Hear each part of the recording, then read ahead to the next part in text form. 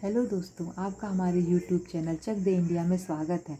इससे पहले मैंने एक वीडियो बनाया था गुलाम वंश, जिसका ये दूसरा पार्ट है। इसमें हम आपको गुलाम वंश का सारा जो है टॉपिक कंप्लीट कर देंगे। चलिए वीडियो स्टार्ट करते हैं। रजिया सुल्तान, इसके टाइम पीरियड है 1236 से लेके 1240 ईस्वी। इनको उपाधि क्या मिली थी? अमरत उल निस्वा। इसको बोलते हैं शानदार स्त्री। यह इल्तुतमिश की पुत्री थी। इल्तुतमिश की पुत्री कौन थी? रजिया सुल्तान।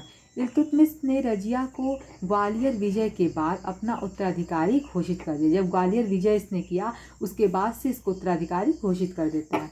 रजिया लाल वस्त्र पहनकर न्याय की मांग की। रजिया जनता के सहयोग से शासक बनी थी। रजिया किसके सहयोग से? तो जनता के सहयोग से शासक बनी थी। मध्यकालीन भारत में दिल्ली के सिंहासन पर बैठने वाली यह पहली और अंतिम महिला मुस्लिम शासिका थी जिसने सिंहासन पर राज किया था। रजिया ने महिलाओं का वस्त्र त्याग कर पुरुषों का वस्त्र, कोट और कुला धारण किया। रजिया ने भटिंडा के सरदार अल्तुनिया से विवाह किया था। इसने किससे विवाह किया था? तो भटिंडा के सरदार अल्तुनिया से विवाह किया था। और वापस दिल्ली आते समय हरियाणा के कैथल में कुछ डाकुओं द्वारा इसकी हत्या कर दी गई थी। अब दूसरे हैं मुइजुद्दीन बहराम शाह, जिनका टाइम पीरियड था 1240 से 1242 ईस्वी। इनके समय में एक नया पद आता है, नाइब ए मामलिकात का सृजन हुआ था। इस पर पहली नियुक्ति एतगिन का हुआ था। इसमें पहली नियुक्ति किसकी हुई थी? तो एतगिन की हुई थी।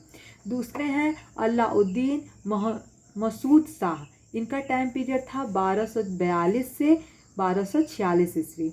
तीसरे हैं नासरुद्दीन महमूद शाह, जिनका टाइम पीरियड है 1246 से लेके 1266 ईस्वी तक। इनके दरबार में प्रसिद्ध विद्वान जो थे मिन्हाजुद्दीन निवास करते थे। इनकी प्रसिद्ध रचना क्या थी? तबकात ए नासिरी थी, जो नासरुद्दीन महमूद को समर्पित थी। इसके समय में वास्तविक शक्ति बलबन के हाथों में था। इसके समय में वास्तविक शक्ति किसके हाथ में थी? तो बलबन के हाथों में थी। बलबन ने इसे जहर देकर उसकी हत्या कर दी थी और स्वयं गद्दी पर बैठ गया था। अब है बलबन का टाइम पीरियड कितना है? 1266 से लेके 1286 ईस्वी तक। इनको उपाधि क्या मिली थी? नियाबत ए खुदाई। इसे जिले इलाही भी कहते हैं। यह इलवारी जाति का तुर्क था। इसे ख्वाजा जलाउद्दीन वसरी नामक व्यक्ति खरीद कर दिल्ली लाया था। इल्तुतमिश ने इसे ग्वालियर विजय के बाद दास के रूप में खरीद लिया।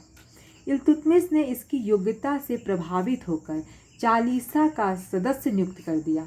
इसके बाद यह विभिन्न सुल्तानों के समय अनेक पदों को प्राप्त किया और अंततः अवसर पाकर यह दिल्ली का क्या बन जाता? सुल्तान बन गया। बलबन ने अपने आप को ईरानी योद्धा अफरासियाब के वंशज से जोड़ दिया था। इसने किसको जोड़ा था अपने आप को? तो ईरानी योद्धा और अफरासियाब के वंशज से जोड़ा। इसने अपने दरबार में फारसी रीति रिवाज को लागू किया। इसने अपने दरबार में नौरोज त्यौहार मनाना प्रारंभ किया। इसने फारसी अभिवादन के तरीके सियदा, जिसे घुटने के बल लेटकर सुल्तान को प्रणाम करना था, और पैबोस जो था वो सुल्तान के पैरों के अंगूठे को चूमना था, कि प्रथा को इसने आरंभ किया था। अगर सिजदा और पैबोस की प्रथा किसने की थी? तो ये बलबन ने शुरू की थी।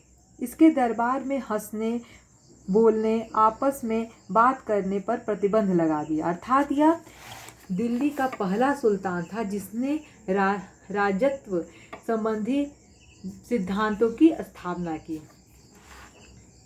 इसने रक्त और लौह की नीति अपनाया था। रक्त और लौह की नीति किसने अपनाया था? तो बलबन ने अपनी शक्ति में वृद्धि के लिए पहली बार एक नया विभाग, दीवान-ए-अर्ज, जिसको सैन्य विभाग कहते हैं, की स्थापना किया।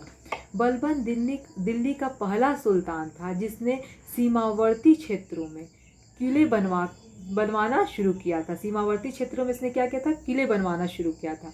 इसने वरीद, जिसको गुप्तचर कहते हैं, की नियुक्ति किया। बलबन ने इक्ता, जिसको प्रांत बोलते हैं, और शिकों में बांट दिया। इक्ता को शिकों में, शिकों मतलब जिलों में बांट दिया। बलबन ने सोने का टंक जारी किया था। बलबन कहता था कि राजा को कोई भी सगा संबंधी नहीं होता है। तो किसने कहा था कि राजा को कोई भी सगा संबंधी नहीं होता? तो बलबन ने ब्यादू के कटेहरों, जिसको किसान बोलते हैं, का कत्ल करवा दिया। बलबन ने दिल्ली के आसपास के जंगलों में रहने वाले मेयो, जिसको लुटेरे थे, उनका दमन किया था। बलबन अपने अमीरों में काफ़ी लोकप्रिय था। इसकी मृत्यु के समय इसके अमीरों ने 40 दिनों का शोक मनाया था, जिससे ये मालूम होता है कि अपने जो है अमीरों में सबसे लोकप्रिय था। इसके बाद है कैमुवाद एवं कैमुअर्स। इसका टाइम पीरियड क्या था? 1286 से लेके 1290 ईस्वी तक। बलबन की मृत्यु के बाद कैकुवाद दिल्ली की गद्दी पर बैठा। इसने दिल्ली के कुछ दूरी तक किलखोरी महल बनवाया, लेकिन जल्द ही लकवा मार दिया। इसे क्या होता है? लकवा मार देता है। अतः इसके 4 वर्षीय अल्पवयस्क पुत्र कैमुमर्स को शासक बनाया गया था और इसका संरक्षक जलाउद्दीन खिलजी को बनाया जाता है। अवसर पाकर जलाउद्दीन खिलजी इसकी हत्या कर देता और खिलजी वंश की स्थापना कर देता है। अब नेक्स्ट वीडियो में आपको हम खिलजी वंश पढ़ाएंगे। अगर आपको हमारे वीडियो अच्छा लगे तो प्लीज़ लाइक, सब्सक्राइब और शेयर करें। धन्यवाद।